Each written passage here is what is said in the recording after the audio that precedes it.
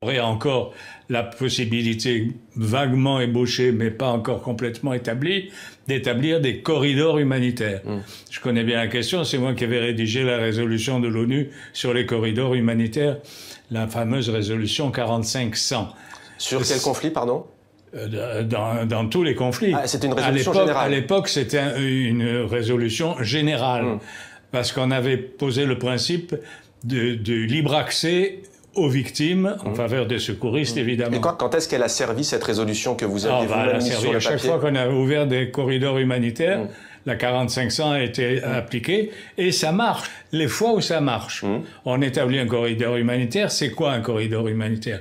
C'est une route qui est balisée, sur laquelle les secouristes qui circulent doivent respecter un certain nombre de règles.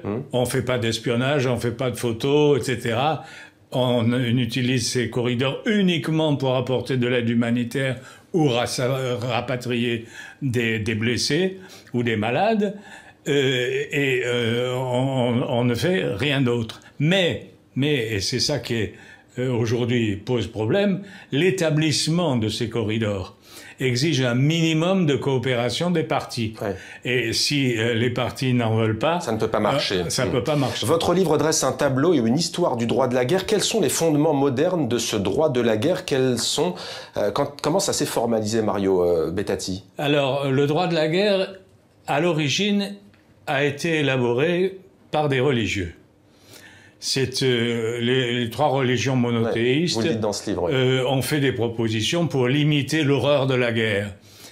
Alors, au début, dans l'histoire du droit de la guerre, on trouve des choses assez étonnantes.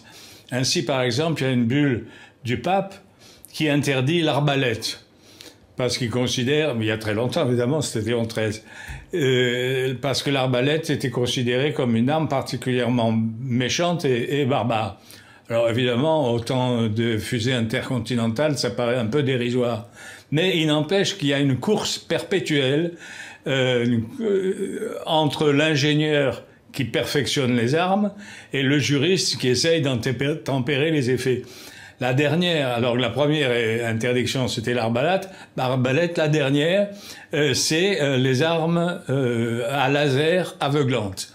C'est le traité relatif à ces armes date de 1995, donc vous voyez, c'est tout à fait récent.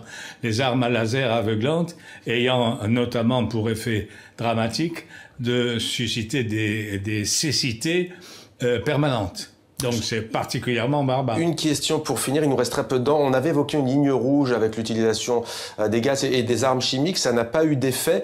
Il n'y a-t-il pas un vrai problème en termes de droit international et de droit de la guerre sur les limites du Conseil de sécurité de l'ONU avec ce fameux veto? On sait que Kofi Annan, secrétaire général de l'ONU, il y a 10 ans, lorsqu'il partait, voulait le modifier. C'est un problème? Vous avez tout à fait raison. Le problème, c'est que les grandes puissances, à l'issue de la Seconde Guerre mondiale, se sont mises d'accord pour introduire ce droit de veto, ce qui est une manière de se protéger, bien sûr. Hein. C'est les 5 membres permanents qui disposent du droit de veto, et c'est une manière de faire en sorte que l'ONU ne puisse jamais prendre une résolution contre un des membres permanents du Conseil de sécurité.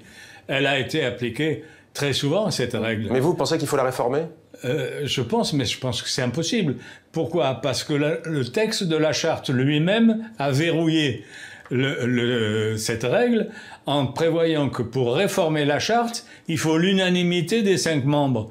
Donc on voit mal ces pays faire harakiri et eux-mêmes abandonner une règle qui les protège. Merci beaucoup Mario Bettati, vous êtes l'auteur, je le rappelle, du droit de la guerre édition. Odile Jacob, merci d'avoir répondu à nos questions. Je vous en prie. TV5 Monde.